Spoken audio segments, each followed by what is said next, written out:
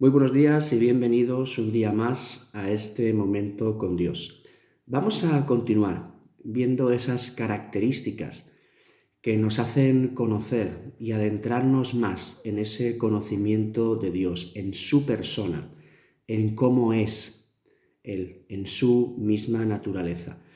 Y en esta mañana vamos a ver dos características más.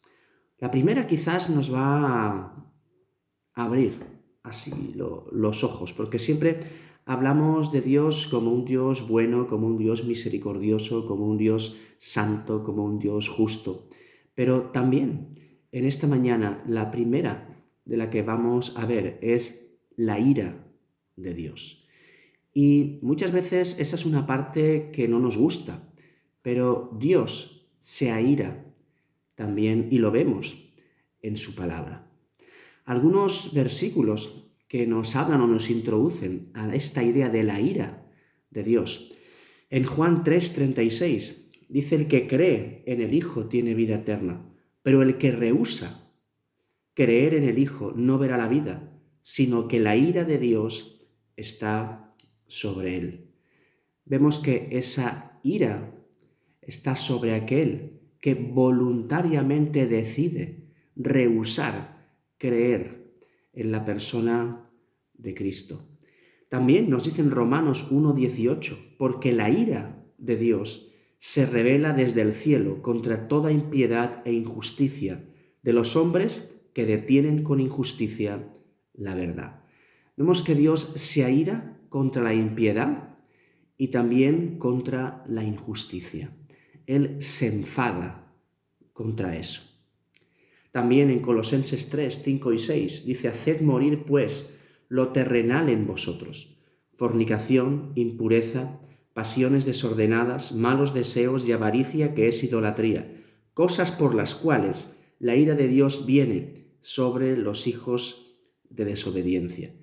Ese enfado, ese Dios airado contra el pecado, contra aquello que es una desobediencia contra la santidad de Dios, una desobediencia a la palabra de Dios, una desobediencia a la voluntad de Dios.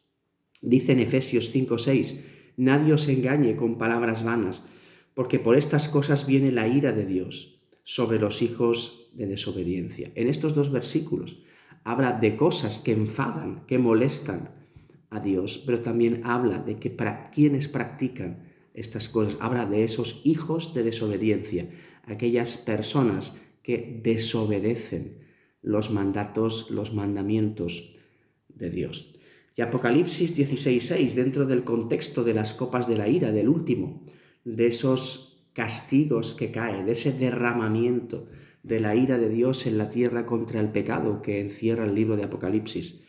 Por cuanto derramaron, Apocalipsis 16:6, la sangre de los santos y de los profetas, también tú has dado a beber sangre, tú les has dado a beber sangre, pues lo merecen.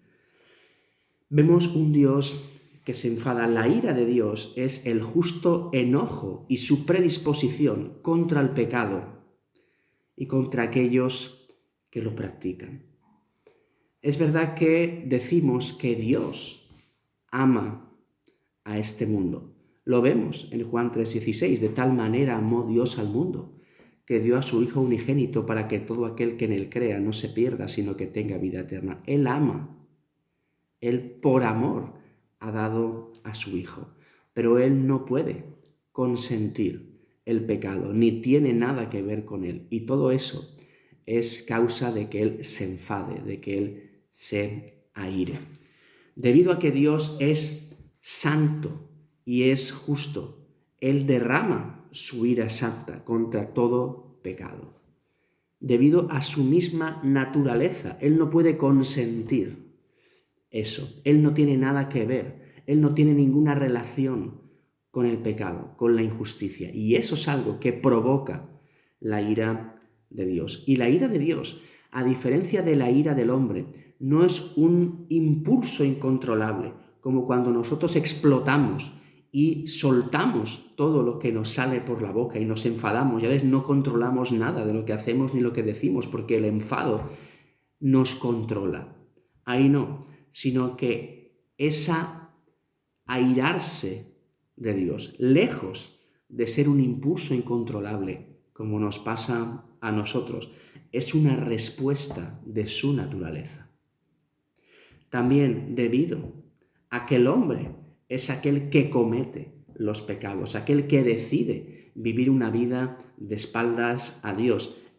Son ellos, el hombre, somos nosotros, los que atraemos sobre nosotros mismos esa ira de Dios, de un Dios al que hemos faltado, de un Dios al que estamos ofendiendo constantemente.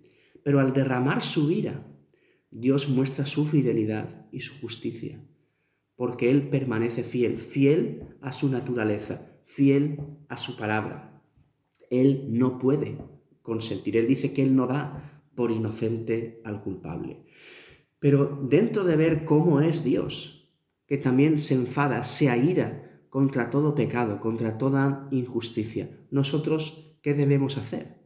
Nos dice la Escritura en el libro de Efesios, capítulo 4 y versículo 26. Airaos, pero no pequéis. No se ponga el sol sobre vuestro enojo.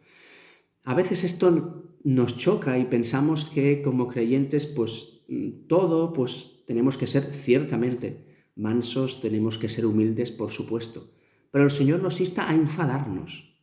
Nos insta a enfadarnos contra el pecado. Nos insta a enfadarnos contra las injusticias. Ahora, no caer en pecar. No pecar, no sobrepasarnos, no hacer nada indebido. Pero tenemos que enfadarnos. Enfadarnos incluso con nosotros mismos cuando caemos, cuando pecamos, cuando desobedecemos. Pero también cuando miramos a este mundo y vemos la cantidad de injusticias que se llevan a cabo. Injusticias que se hacen simplemente por no tener en cuenta a Dios. Y el Señor nos insta a que nosotros tenemos que enfadarnos. Eso nos tiene que mover algo por dentro. Pero lo que sí que no tenemos que caer es en pecar, en estar a la misma altura, en hacer cosas que no debemos. Pero sí, el pecado nos tiene que molestar. Sí que la injusticia nos tiene que airar. Y sí que como creyentes tenemos que hablar de esas cosas y ver que esas cosas no podemos aceptarlas. Y Dios, en su naturaleza, en su pureza, en su santidad, Él se aira, se enfada contra todo aquello que va contra su naturaleza, principalmente, como hemos dicho y hemos repetido constantemente, con el pecado y también con la injusticia que vez tras vez se derrama en este mundo. Dios se aira, pero también Dios es un Dios perdonador. Dios perdona. Y algunos textos que nos hablan de ese concepto en la palabra de Dios. Daniel 9:9 dice: de Jehová nuestro Dios es el tener misericordia y el perdonar, aunque contra él nos hemos rebelado. Fijaros que si empezamos por el final, habla que nuestra rebelión como seres humanos, con quien estamos enfrentados desde que nacemos por nuestra naturaleza, por nuestra forma de ser, por nuestra forma de funcionar, es contra Dios. Pero Dios dice que es un Dios que tiene misericordia y un Dios que perdona. Y nosotros como creyentes hemos experimentado el perdón de Dios. Y eso tiene que ser algo que nos motive a estar sumamente agradecidos día tras día, momento tras momento, porque es mucho lo que Él nos ha perdonado. Él nos ha perdonado y nos ha quitado de nuestra vida las consecuencias del pecado, que es la separación eterna de Dios, en un lugar de sufrimiento y tormento. Pero es verdad también que cada día, cuántas cosas Él nos perdona, cuando realmente vamos arrepentidos ante su presencia. Él es un Dios perdonador. Dice en Jeremías 31:34, y no enseñará más ninguno a su prójimo, ni ninguno a su hermano, diciendo: conoce a Jehová, porque todos me conocerán, desde el más pequeño de ellos hasta el más grande, dice Jehová, porque perdonaré la maldad de ellos y no me acordaré más de su pecado. Perdonaré la maldad de ellos. Y el perdón de Dios implica que Dios manda nuestros pecados a lo más profundo del mar. Dice que no se acuerda más de nuestros pecados. Lo que Dios ha perdonado, lo ha perdonado y nunca lo va a sacar contra ti. Él nunca va a volver a eso. Lo que perdona, perdona. Él no es como nosotros, que apuntamos tantas cosas y esperamos que alguien nos haga algo para echarle todo eso en cara. Dios no es así. Cuando Dios perdona, perdona y olvida todo eso que Él ya ha perdonado. Dice también en Efesios 1:7, en quien tenemos, en la persona de Jesús, redención por su sangre, el perdón de pecados según las riquezas de su gracia. El perdón de pecados solamente es uno que lo puede llevar a cabo. Solamente uno es quien perdona pecados y esa persona es la persona de Cristo. Es el único que puede. Dios es el único que perdona pecados. Y ese perdón de pecados está encerrado en la obra de Cristo en la cruz a nuestro favor. En Efesios 4:32 dice, antes sed benignos unos con otros, misericordiosos, perdonándoos unos a otros, como Cristo también os perdonó, como Dios también os perdonó a vosotros en Cristo. Fijaros, habla de que lo mismo que hemos experimentado es aquello que nosotros tenemos que dar, que tenemos que hacer, que tenemos que ofrecer. De la misma manera que Dios nos perdonó en la persona de Cristo, nosotros tenemos que perdonar a aquellos que nos ofenden. Tenemos que recordar que somos personas perdonadas y perdonadas constantemente. Y si somos tratados con esa gracia y con esa misericordia de parte del Señor cuando nos acercamos a Él en arrepentimiento, nosotros debemos actuar de la misma forma con aquellos que han actuado de alguna forma mal contra nosotros. Tenemos que ser perdonadores también. Dice en Colosenses 2:13 y 14, y a vosotros, estando muertos en pecados y en la incircuncisión de vuestra carne, os dio vida juntamente con Él, perdonándoos todos los pecados, anulando el acta de los decretos que había contra nosotros, que nos era contraria, quitándola de en medio y clavándola en la cruz. Aquí habla de la condición del ser humano, estando muertos en pecados. Y también habla de qué es lo que hizo Cristo en la cruz, darnos vida juntamente con Él. Pero para eso tiene que haber un perdón de pecados. Había un acta, había un escrito que nos señalaba como pecadores, que nos señalaba como culpables, que nos llevaba a un juicio de condenación, a una separación eterna de Dios. Eso es la paga del pecado. Dice la Escritura que la paga del pecado es la muerte, mas la dádiva, el regalo de Dios es vida eterna en Cristo Jesús. Esa doble cosa, la paga del pecado, muerte, separación eterna de Dios. Dávida de Dios es vida eterna.